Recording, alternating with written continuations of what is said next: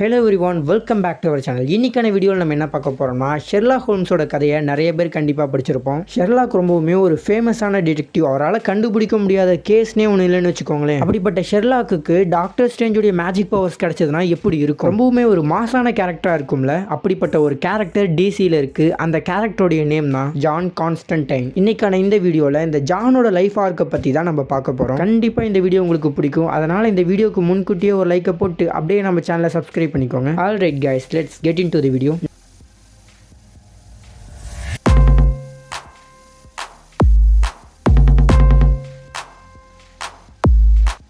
கடவுள் பாதி மிருகம் பாதி கலந்து செய்த கலவை நான். 1980s இங்கிலாந்துல லிவர்பூல் அப்படின்ட்டு ஒரு பிளேஸ் இருக்கு. ஜானும் அவனுடைய ட்வின் பிரதர் ரெண்டு பேருமே பிறக்கும் போதே அவங்க அம்மா இறந்து போயிருப்பாங்க. இதனால ஜானுடைய அப்பாவான தாமஸ்க்கு ஜானை சுத்தமாவே பிடிக்காது. என் ஒய்ஃப் இறந்ததுக்கு காரணம் நீதான் அப்படின்னு சொல்லி ஜான் மேல அதிகப்படியான வெறுப்பை திணிச்சது, அவனை துன்புறுத்தினது, இந்த மாதிரிலாம் பண்ண. ஜானுக்கு ஆல்ரெடி ஒரு எல்டர் சிஸ்டர் இருப்பா, அவ பேரு செரி. என்னதான் அவங்க அப்பா அவங்க அம்மாவோட சாவுக்கு ஜான் தான் காரணம் அப்படின்னு சொல்லி பிளேம் பண்ணாலும் செரில் அந்த மாதிரி பிளேம் பண்ணல. அவனுடைய தம்பியை ப்ரொடெக்ட் பண்றது, பாத்துக்கிறது, இந்த வேலை எல்லாமே செரில் தான் பண்ணுவா. அவங்க அம்மா இறக்கும் போதே ஜானுடைய ட்வின் பிரதரும் இறந்து போயிருப்பான். இவங்களுடைய அப்பா தாமஸ் ஒரு பொறுப்பே இல்லாத கேரக்டர், முக்காவாசி நாள் ஜெயில தான் இருப்பான். So Cheryl and John Constantine இவங்க ரெண்டு பேருமே லிவர்பூலை விட்டு லண்டனுக்கு போறாங்க. அண்ட் லண்டன்ல இவங்க லைஃப் போயிட்டு இருக்க. ஜானால வேற யூனிவர்ஸை சேர்ந்த ஸ்பிரிட்ஸ் கூட எல்லாமே கம்யூனிகேட் பண்ண முடியும். அண்ட் அந்த டீமன்ஸ் அந்த டெவில்ஸோடைய ஹெல்ப் மூலியமா ஜான் மேஜிக்கையுமே கத்துக்குவான். அண்ட் ஊருக்குள்ள எப்பயுமே ஒரு புல்லிங்கோ குரூப் இருக்கும். அந்த புல்லிங்கோ குரூப்பை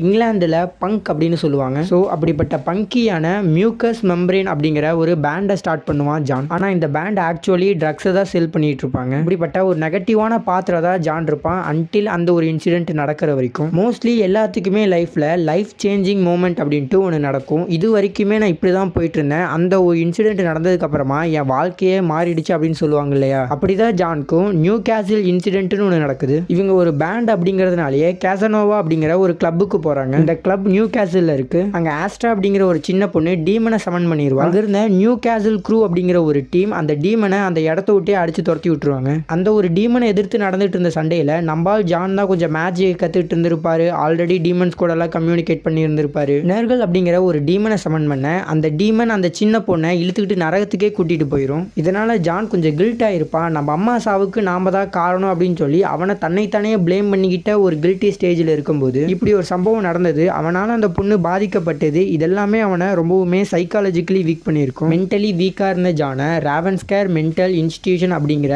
மென்டலி பாதிக்கப்பட்டவங்களை பார்த்துக்கிற அந்த ஒரு இடத்துக்கு கூட்டிகிட்டு போயிருப்பாங்க. ஜானை குணப்படுத்துறதுக்காக ரொம்பவுமே கொஞ்சம் ப்ரூட்டுவலான ஷாக் தெரப்பியில் அவனுக்கு கொடுத்துருப்பாங்க.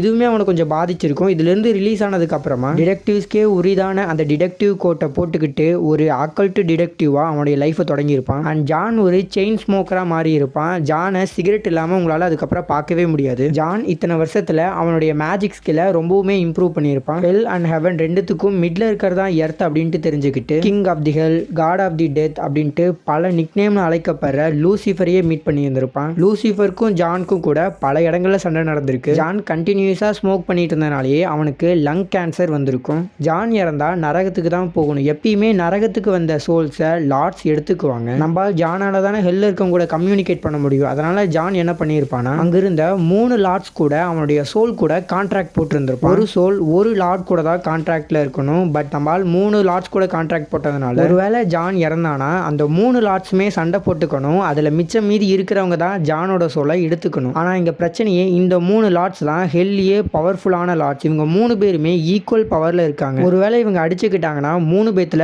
ஒருத்தருமே உயிர் பிழைக்கிறதுக்கு வாய்ப்பு இல்லை. அந்த மொத்த ஹெல்லுமே அழிஞ்சு போயிடும். அதனால இந்த 3 டீமன்ஸுமே உயிர் வாழணும் அப்படிங்கிறதுக்காக கேன்சர்ல இருந்து நம்ம ஜானை குணப்படுத்திட்டு இருப்பாங்க. தான் நினைச்சபடி தன்னுடைய பிளான் பெர்ஃபெக்டா ஒர்க் ஆனதுக்கு அப்புறம் ஜான் குணமாகி ஹாஸ்பிட்டலை விட்டு வெளியில வரும்போது அப்படியே பேக்கெட்ல இருக்க சிகரெட்டை தூக்கி வாயில போட்டு மாசா பத்த வச்சு நடந்து போவான். இந்த சீன்லாம் காமிக்ல பார்க்கும்போது அல்டிமேட்டா இருக்கும். இதுல ஃபன் ஃபேக்ட் என்னதுன்னா, அந்த 3 டீமன்ஸுமே இந்த உலகத்திலே வெறுக்கிற ஒருத்தர் நம்ம ஜான் தான். அப்படியே சாகவே கூடாதுன்னு நினைக்கிறதையும் நம்ம ஜானை தான். அண்ட் ஜான் டிசியோட ரொம்பவுமே பவர்ஃபுல்லான கேரக்டர்ஸான டாக்ஸே, ட்ரையான் இவங்க கூட எல்லாத்து கூடயுமே சண்டை போட்டிருக்கான். டிசியோட one of the strongest character தான் சாட்டன். இந்த சாட்டனை ஜான் தோக்கடிச்சிருக்கான். நியூ கேட் இன்சிடென்ட்ல ஆஸ்ட்ரா அப்படிங்கிற பொண்ணை நேர்கள் அப்படிங்கிற டீமன் தூக்கிட்டு போயிருக்கும்ல, ஆஸ்ட்ராக்கு நடந்ததுக்காக அந்த டீமனை தோக்கடிச்சு ஜான் ரிவெஞ்ச் வாங்கியிருப்பான். ஜானோட மெயின் பவரே மேஜிக் தான். இன்வின்சிபிலிட்டி, இன்விசிபிலிட்டி, டெலிபோர்டேஷன் பல பவர்ஸ் வாங்கிட்டு இருக்கு. ஜானுடைய ஒரு நோட்டபிள் பவர் தான் பிளாட் ஆர்மர் எஃபெக்ட். இந்த பவரை பற்றி சொல்லணும்னா, நீங்கள் ஜானை கொலை பண்ணுறதுக்காக அவனுக்கு எதிரே துப்பாக்கியை நீட்டுறீங்க. நீங்கள் கரெக்டாக ப்ரெஸ் பண்ணும்போது அந்த புல்லட் அந்த இடத்துல ஜாம் ஆகிரும். நீங்கள் அவனை கொல்றதுக்காக எவ்வளோ பர்ஃபெக்டான அட்டாக்கை யூஸ் பண்ணாலுமே அந்த இடத்துல ஒரு டிஸ்ட்ராக்ஷன் நடந்து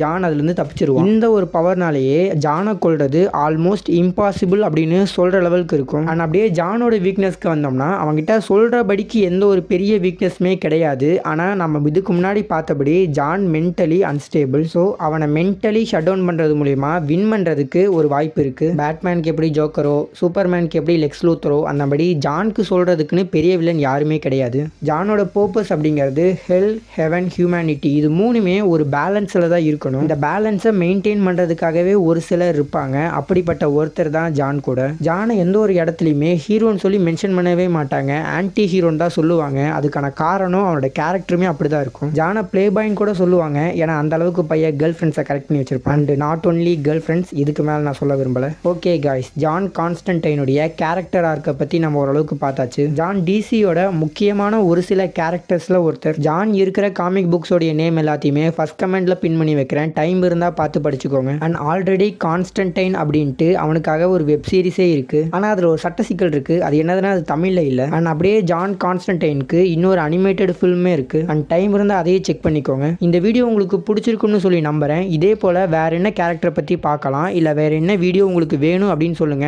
நான் கம்பல்சரி அதை போட ட்ரை பண்ணுறேன். வீடியோஸ்க்கு வியூஸ்லாம் ரொம்பவே ட்ராப் ஆகுது, அதனால் லைக் அண்ட் கமெண்ட் மறக்காம பண்ணிருங்க. அப்போ தான் யூடியூப் அல்கோரிதம் இந்த வீடியோவை எல்லாத்துக்குமே போய் சேர்க்கும். இந்த வீடியோவை பற்றின நிறை குறைகளை மறக்காம கமெண்ட்ல சொல்லுங்க, நான் அதை பார்த்து தெரிஞ்சுக்கிறேன். ஆல்ரைட் கைஸ், தேங்க்ஸ் ஃபார் வாட்சிங் அண்ட் கீப் சப்போர்ட்டிங்.